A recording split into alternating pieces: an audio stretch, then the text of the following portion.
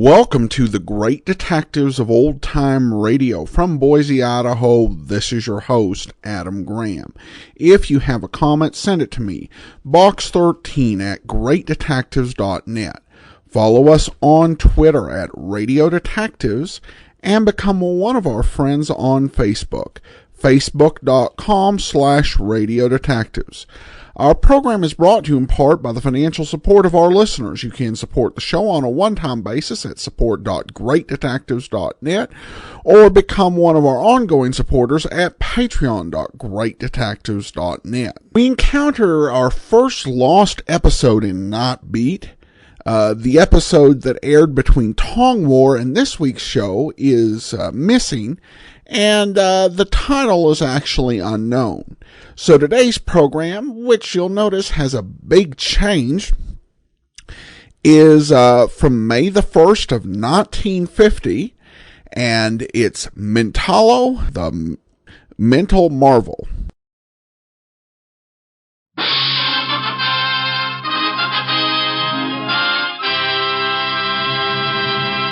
Wheaties Big Parade.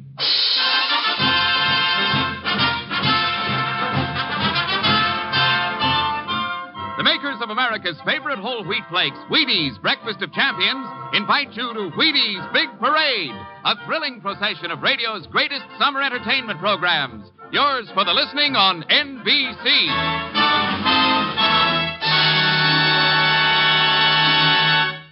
On stage tonight from Hollywood, the first of 65 exciting half-hour presentations. Night Beat.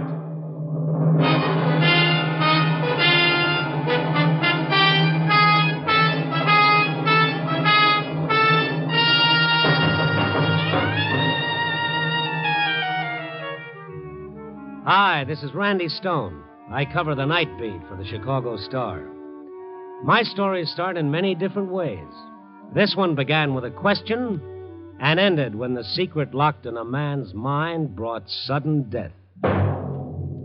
Night Beat, starring Frank Lovejoy as Randy Stone.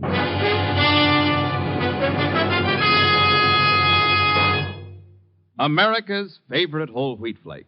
That's an honest description of Wheaties in 5 well-chosen words. But it really doesn't begin to tell you how Wheaties got to be that way. And if I expect you to pull up a bowl and spoon to a box of Wheaties tomorrow morning, there are at least 2 reasons I think I ought to mention. First of all, Wheaties taste good. They taste mighty good, either plain with a little milk or cream, or with your favorite fruit sprinkled on top. They're crisp, delicate, flavorful flakes, good right down to the bottom of the bowl. And secondly, good tasting as Wheaties are, they always remember to be good for you, too. I could tell you all the vitamins and minerals Wheaties contain, but why don't I just say Wheaties are 100% whole wheat flakes? That says more than a lot of fancy words. It's really amazing that anything that tastes as good as Wheaties can be so good for you. But it's true. Try Wheaties, America's favorite whole wheat flakes, next time you're up before breakfast.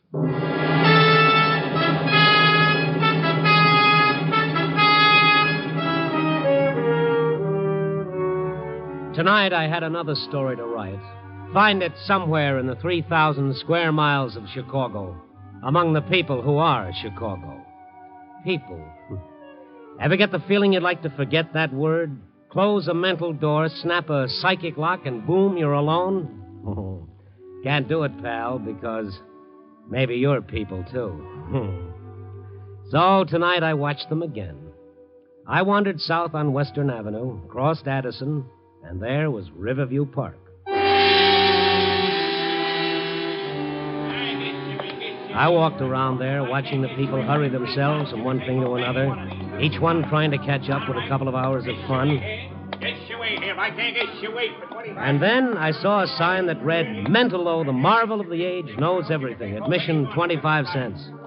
Okay, I'm a sucker for any man who knows everything and freely admits it. He might even know what makes the world tick, like a time bomb. That'd be worth 2 bits of anybody's money. I went in. Mentallo was in the middle of his act. Battle of Waterloo proper was begun at 11:30 a.m. on June the 17th, 1815. The battle went through 5 distinct phases until the French were routed. That right, lady? Well, yes, it is. It sure is. Now, who's next? Who has the next question? You, sir. You just came in. You seem a little skeptical. Are you talking to me? I am, sir. Maybe you'd like to ask Mentallo a question. Oh, all right. What's the temperature of the sun? Mentallo, the gentleman thinks he's stumped you. The temperature of the visible surface of the sun is about 6,000 degrees centigrade. The interior temperature is estimated at approximately 20 million degrees centigrade. Is that correct, sir? I'll take his word for it. And you can, sir. Now, who's next? Who? I got a question. Very good. Ask it. Mentallo, Yes. what happened? What happened to you on the 15th of last month? What happened? The 15th? Yeah, the 15th. Mentallo. The 15th. Make him get out of here. Get him away. That's all for this show. That's all. Nothing wrong. Nothing wrong. Stop dead! Cheer up, folks. Everything's all right now. They're out. Okay. Thanks. Mentallo, come on. Let's get out of here. It happened again, Phil. Again? You want a doctor? Now, look, mister, I said everybody clear out. Yes, I know, but this man collapsed. He looks pretty beat. I said get out. Okay. And make it fast. Okay. Real fast. So I made it real fast, like the man said. But as I walked through the carnival grounds, that bird brain of mine that just won't let me grow old gracefully started working overtime. Why did Mentallo do a nosedive when that question was asked? What happened to him on the 15th of last month? Listen tomorrow at the very same time, and Just Plain Stone will tell you all about it. But then, just as I'd reached the edge of the carnival grounds, a voice pushed its way through my thoughts. Test your eye and your aim, folks. Knock down the ducks. It was the man who'd asked the questions. I walked over to the shooting gallery and picked up one of the rifles. I say, here you are, mister. Test your eye and your aim. Why, sure, thank you. Well, that was close. Pretty close. I'll try to do better. Just a little more practice, that's all. A little practice. Yeah, like everything else. Well, that's better. By the way, what happened to you on the 15th of last month? Take your shots and beat it. Why did you ask that question? Give me the rifle, mister. I got 5 more shots coming. Not tonight. Give me it. I pays my quarter. I takes my shot. I said hand me the rifle. Okay, here. You want to see something? Watch.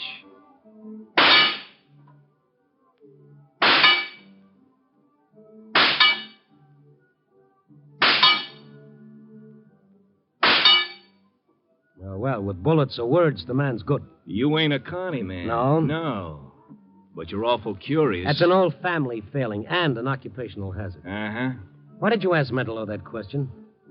Did you know how it would affect him? You know, mister, a couple of months back, a guy picks up one of these rifles. He don't know nothing about guns, see? He gets careless and the gun goes off. At him. He's dead. Accident. Pal, you have a strange, oblique way of making me feel uncomfortable. I see what you mean. Now you're hitting the bullseye. So long, mister. Okay, twice I got curious, twice I drew blanks. I thought about it some more and then decided to pass it up in favor of the cotton candy. And then I saw Mentallo. He was walking down the midway, but like a man in a trance. There was something about him that screamed, I need help. His little figure seemed odd, incongruous against the laughing, hurrying people. I followed him, wondering, and then he stopped in front of the roller coaster. For a moment he watched it, and then, as if suddenly making up his mind, he headed for the ticket booth. That didn't figure, so I bought a ticket, too, and followed him to the loading platform. Tickets for the next ride, please. Tickets for the next ride. Here you are. Oh, thank you. Tickets for the next ride. Tickets for the next ride, please. I got in the car directly behind Mentallo. That dazed, bewildered expression was still on his face. His hands gripped the side of the car. He half rose in his seat as though he were going to leave, but he sat down again. And then... All right. Lock the safety bars. It's 200 feet up. Lock your safety bars. We started up the long incline toward the top of the 200-foot grade. I kept my eyes on Mentallo. He gripped the safety bar in front of him until his knuckles whitened under the pressure. A couple of kids behind me began to rib me. He's high. I'm getting scared. Hey, mister, you gotta have a girl with you. I did, but I left her in the funhouse. Oh, what a square she must be. Yeah. Hey, if you get scared, mister, hold on to me. I'll keep that in mind. Hey, baby, I paid 4 bits for this. Let him grab his own cookie. hey, watch it. We're going over. Here we go! And then it happened. We started down the almost perpendicular drop. Mentallo stood up. Mentallo! Let me go. Let me go. Mentallo struggled to his feet, almost dragged me out of my seat when the safety bar took me in. I held him while we hurtled down the long drop and finally hit the bottom. And then Mentallo stopped struggling to get free. He went limp and sagged back into his seat. Why did you stop me? I've got to kill myself. Well, he almost did, and me with him. My arms ached from the effort of holding him down. But the ride was finally over. I got him off and away. He let me lead him like a child out of the park and to his cheap hotel room on the north side. I told him who I was and then waited until he spoke. Why didn't you let me do it? Well, I'm just an old busybody. How about some coffee? No, nothing. Just leave me alone, please. Just a minute, I saw your act tonight. I heard the question that sent you off. It's always someone different who asks it. Never the same person twice. Have you ever got hold of the person who asks it? No. I was afraid to. What did happen to you on the 15th of last month? I don't know. Something tells me that I must not remember. I must not. Your act is legitimate, isn't it? Legitimate? Yeah, no fake. No shills to ask questions you're sure to know the answer to. I have a photographic memory, Mr. Stone. I never forget anything. Yet you've forgotten one day of your life. Yes. You don't believe it, do you? Oh, yes, I do. But why did you try to kill yourself? Because I know that if I do remember, I wouldn't be able to stand it. Don't you have any clue at all? Two things. Two things that mean nothing. Well, maybe they do. What are they? It's just streamers in the sky and the name Helene. Streamers in the sky and Helene. Who is Helene? I don't know anybody by that name. I don't. I tell you, I don't. All right. Now take it easy, Mentallo. Oh, get out and leave me alone. Get out. Yeah. Get out and leave him alone. Phil. Well, my friend the Barker, hello. What are you doing here? I brought Mentallo home after he tried to kill himself. What? Mentallo. You all right? I'm all right, Phil, but I don't want to remember. Look, Phil, for what it's worth, he's sick. He's got to see a doctor. No, Phil, get him out of here. Oh, Mister, get out. But this man is... Get out and don't come back. Because if you do anything that hurts Mentallo, I'll kill you.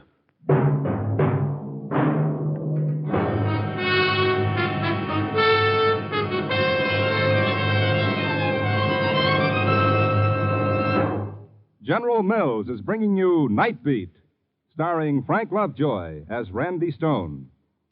If someone asked you to describe a bowl of Wheaties topped with fruit and swimming in thick, rich cream, you couldn't do better than to say breakfast of champions, because that's a fact. A lot of champions in the sports world really go for Wheaties. They like the way Wheaties taste, and they admire the solid nourishment Wheaties has to offer. Finding a breakfast cereal that's good and good for you is just as much of a bargain to a baseball champion as it is to anyone else. For example, the world's champion New York Yankees have a sparkling third baseman named Bobby Brown. He eats Wheaties. He's been eating Wheaties for 10 years. He must know what he's talking about when he says this. You can put me down for milk, fruit, and Wheaties almost any day of the year. Those whole wheat flakes taste swell and hand you lots of good nourishment, too. I'd recommend Wheaties to anyone, anytime. Well, I don't suppose you'll be fielding any hot grounders along the third base line anytime soon, but before you know it, you'll be eating breakfast again. And we feel you're entitled to champion nourishment just as much as any player in the New York Yankee lineup. Have yourself a bowl of Wheaties, won't you?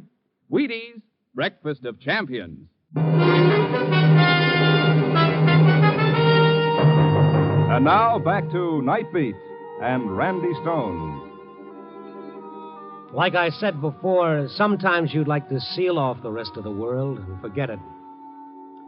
Let 1,000 people die in a flood, we click our tongues and say, how terrible. And that's as far as it goes. But let one kid scratch himself on a nail, and 87 people come running with the iodine. The human reality of what happens to a lot of people at once is too big for us. But what happens to one individual is something each of us can get hold of. I don't know, maybe that's what sent me to a friend of mine, a psychiatrist whom I dragged out of bed. But, Randy, what concern is Mentallo of yours? Oh, I don't know, Ken. Why'd you become a psychiatrist? Well, I see what you mean. Okay, you see what I mean now. What gives with Mentallo? Self-protection. His mind is protecting him.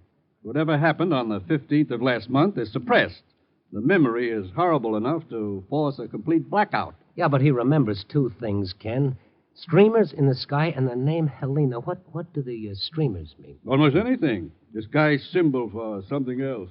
Yeah, he tried to kill himself tonight. Will he try it again? It's likely. Well, what'll set him off again? Hard telling. Question, object, anything. Was Mentallo upset when you left him? Upset? He was practically hysterical. I'd better go with you. Oh, you're worried too, huh? I'd feel better if I saw him. Let's go.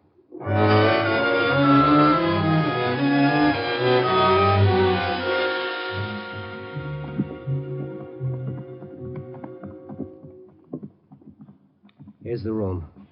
It's right here, 612. Randy, try the door. Open.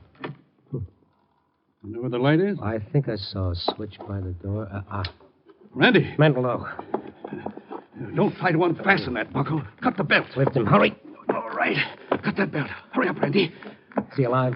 I think so. All right. Easy, Ken.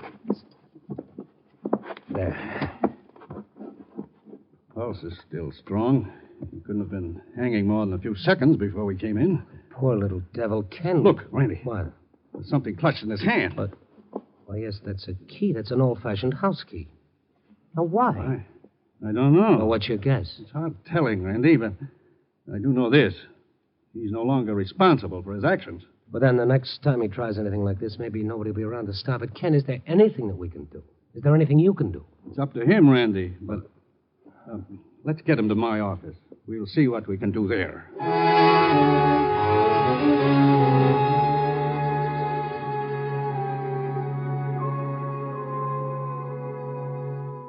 Feeling better, Mentallo? Yes, thank you. You know where you are? No.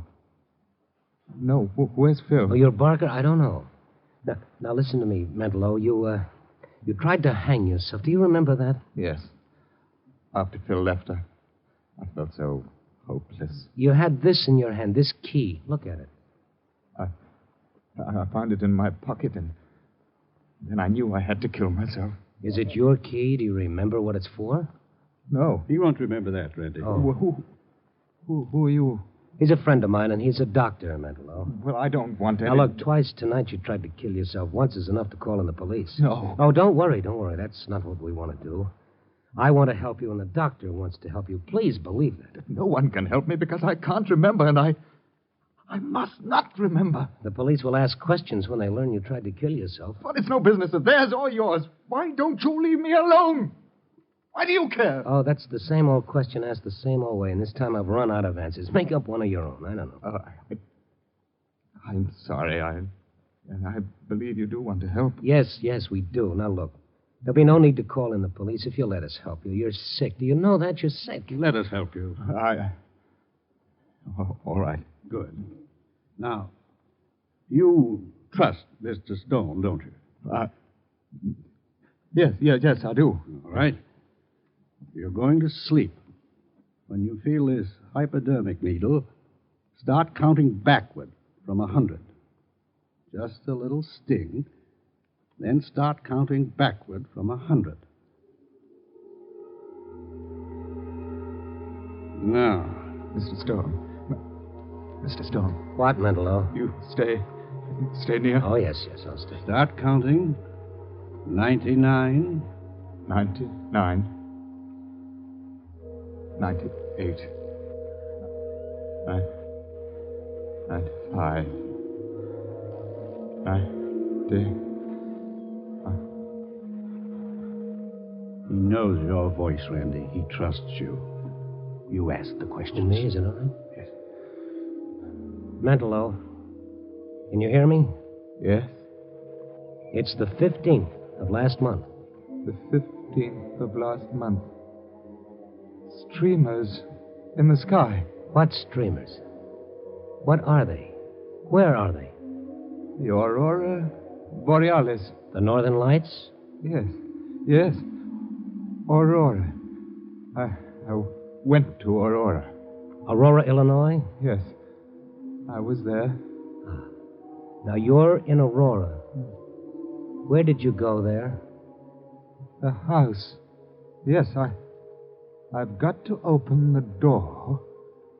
The key. Here. Here's the key. Unlock the door. She's going to be here. Helene. Who is Helene? I love her. She loves me. There's the room. The room. All right. All right, now you're in the room. What did you do? I waited. Waited for her. And she came in. And then Helene! Helene!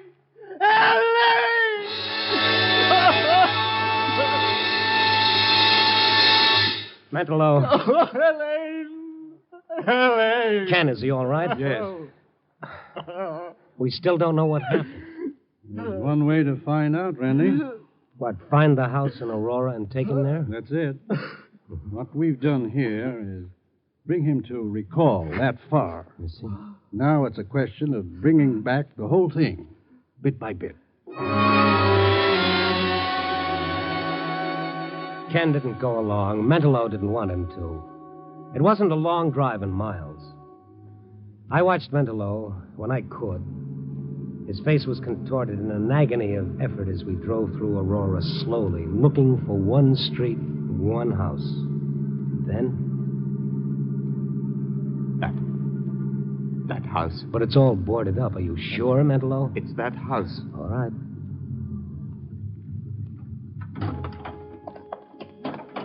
The house set back from the street. The only light came from a street lamp half a block away. Mentallo walked slowly ahead of me, up the walk toward the porch, then up the porch stairs. Open the door. Locked. It was locked that day, too. Well, unlock it. You got the key. Yes, the key. Where's the light switch? No light. All right. We'll use the flashlight. Now, go ahead, Mentallo. Go ahead. But there's no furniture here, Mentallo. This house is vacant. This is her house. I know. There were 3 of us here. 3. This is the room. Go on. Mentallo, think. Well, you've got to think. It's the only way you'll remember what happened. It's the only way you'll find out what's torturing you. She's here. She came to me in this room. Helene came to you here? Because she loved me. Where is she now? Her clothes. In this closet. Mentallo walked to the closet, opened it. A row of dresses hung there. A faint odor of perfume drifted through the room. For a moment, Mentallo stood there, and he started toward a door. Mentallo, where are you going? I know. The basement. Wait for me. Down there. Down there. There's no one here, Mentallo. No one at all. The basement's empty. Not empty. She... Under the earth where I put her. Under the earth. Get it out. Come on, get a hold of yourself. What are you talking about? I killed her. She came to me because we loved each other. I was holding her in my arms when I killed her. Now she's down here. Under our feet. I killed her! Who was she? I killed her! You're satisfied now? You're satisfied? Bill! What are you doing here? You had to stick your nose in. You had to make him tell, didn't you? Mentallo, are you sure? Are you sure? Yeah, he's sure. And so am I, because I helped him put her here. He'd never known if you didn't make him remember. Who was Helene? You're never going to know. Helene. You had to go and make him remember. It was all over. Nobody would have known because we traveled with the yak. Yes, but somebody did know. Because somebody asked him tonight what happened on the 15th. Somebody always asked that question. Why? And who was Helene? Helene? Helene was his wife. What? He was jealous because she never loved him. She loved me. Then how could you have killed her, Mentallo? Listen to me. You only think you killed her. Because if she hadn't come here, she wouldn't have been killed. You blamed yourself. That's what it was. And then you forgot. The shock made you forget. Don't listen to him, Mentallo. Don't listen. No, I remember now. I remember. You killed her. Made me believe. But you're not going to tell anybody else about it. Both of you are going to stay here. I'm not afraid anymore, Phil. Because I know now I didn't kill her. You did, Phil. Mentallo went toward Phil. Phil had a gun pointed at him. I jumped back, turned off the flashlight. For a moment, there wasn't a sound. And then... Mentallo. Where are you? Mentallo. Wait, Mentallo. Don't move. You hear me? Don't move. Mentallo. Don't. Mentallo. Helene is here, Phil. Down here. Shut up! Mentallo. I'm all right. Good. Phil. What's it going to be now? Get me out of here! Away from her! Philip! Get me out of here!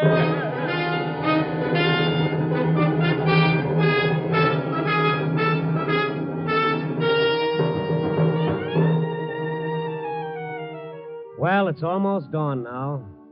I can go home to my little trundle bed and sleep the day away. Yo ho ho, the reporter's life for me, oh sure. But anyhow, I got my story. Two men, one whose feelings of guilt forced him to believe he'd killed the woman he loved, and another man whose feelings of guilt made him a gibbering coward. But where's the moral? That someone always pays for a crime? Sure, but who is guilty? Maybe we should say, what is guilty? What's in that space above our eyes that makes us act the way we do? That makes us people? To louse up Shakespeare, there are more things in the darkness of the mind than are dreamed of in your philosophy, Mr. Stone. Oh, you can call me Randy, pal. Just call me Randy. Copy, boy.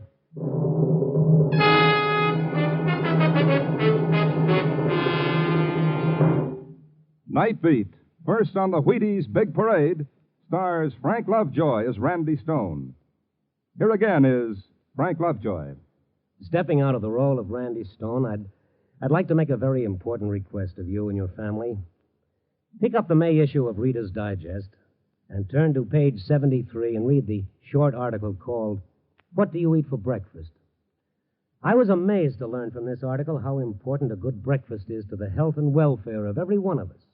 And that means the health and welfare of our nation.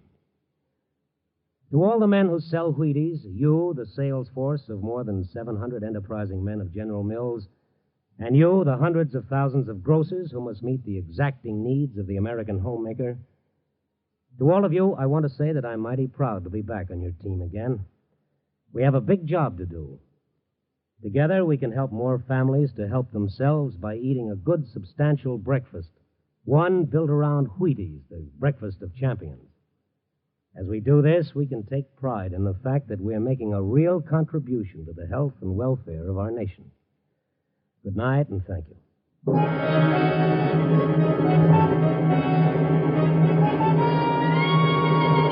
Night Night Beat, starring Frank Lovejoy, is produced and directed by Warren Lewis and edited by Larry Marcus. Tonight's script was written by Russell Hughes, with music by Frank Worth. The part of Mentallo was played by Ben Wright. Listen next week at this same time and every week as Randy Stone searches through the city for the strange stories waiting for him in the darkness. And now, on Wednesday night, listen to Brian Donlevy in Dangerous Assignment on the Wheaties' Big Parade.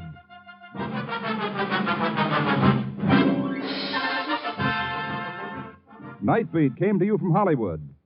Stay tuned for a special all-star broadcast on NBC.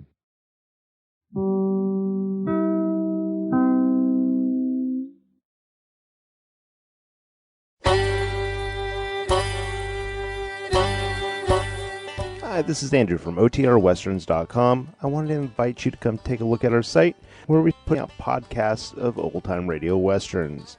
Check us out at OTRWesterns.com. You're listening to The Great Detectives of Old-Time Radio with Adam Graham. Now let's get back into the show.